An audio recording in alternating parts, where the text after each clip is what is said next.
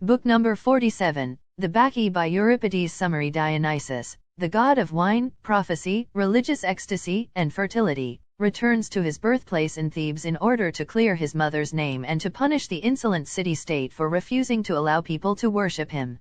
The background to his return is presented in the prologue, in which Dionysus tells the story of his mother, Semele, once a princess in the royal Theban house of Cadmus. She had an affair with Zeus, the king of the gods, and became pregnant. As revenge, Zeus's jealous wife Hera tricked Semele into asking Zeus to appear in his divine form. Zeus, too powerful for a mortal to behold, emerged from the sky as a bolt of lightning and burnt Semele to a cinder. He managed, however, to rescue his unborn son Dionysus and stitched the baby into his thigh. Semele's family claimed that she had been struck by lightning for lying about Zeus and that her child, the product of an illicit human affair, had died with her, maligning her name and rejecting the young god Dionysus. The action of the play begins with Dionysus's return to Thebes years later. He arrives in town disguised as the stranger, accompanied by a band of Bacchantes, to punish the family for their treatment of his mother and their refusal to offer him sacrifices.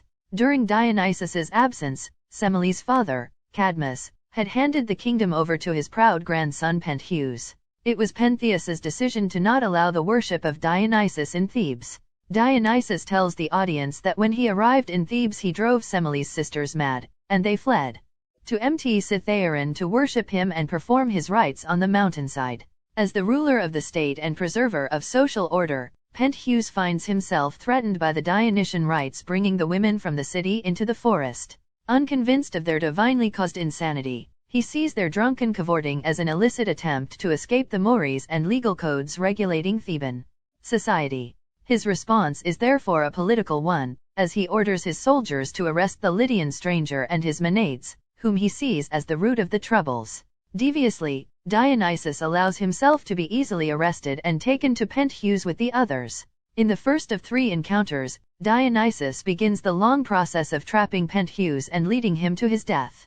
The encounter begins with the powerful Pentheus thinking he has caught the delicate stranger. He orders his androgynous prisoner to be chained, bound, and tortured but soon finds it impossible to do so. When Pentheus tries to tie Dionysus he ties only a bull. When Pentheus plunges a knife into Dionysus the blade passes only through shadow. Suddenly an earthquake shakes the palace, a fire starts, and Pentheus is left weak and puzzled.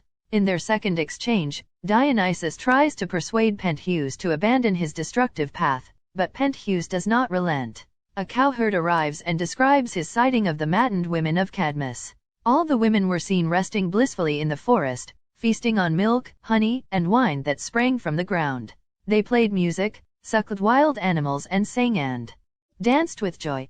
But when they saw the cowherd, they flew into a murderous rage and chased after him. The cowherd barely escaped, but the herd of cattle was captured and torn apart by hand by the Maenades, including Pentheus's mother Agao. Pentheus is left intrigued and excited by the messenger's marvelous and frightening tale. Dionysus takes note of Pentheus's interest and offers him a chance to see the Maenades for himself, undetected. Pentheus, on the verge of launching a military expedition to arrest the band, suddenly cannot resist the opportunity to see the forbidden. He agrees to do all Dionysus suggests, dressing himself in a wig and long skirts. The effeminate Pentheus, stripped of his masculinity and authority, is revealed as a vain, boastful, and lecherous creature.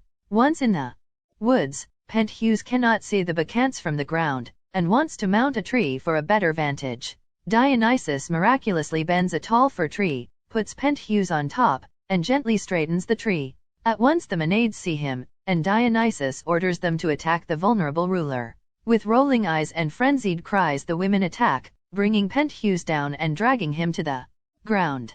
As he falls Pentheus reaches out for his mother's face and pleads with her to recognize her son. But Agao, driven mad by Dionysus, proceeds to rip her son to death. At the palace the chorus is exultant and sings the praise of Dionysus.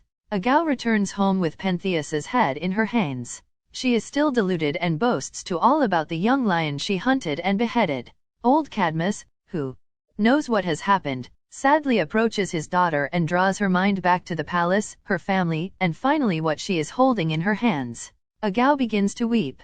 Cadmus remarks that the god has punished the family rightly but excessively. In the end, Dionysus finally appears in his true form to the city. He banishes Agao from Thebes and ordains that Cadmus and his wife will turn into snakes, destined to invade Greek lands with a horde of barbarians.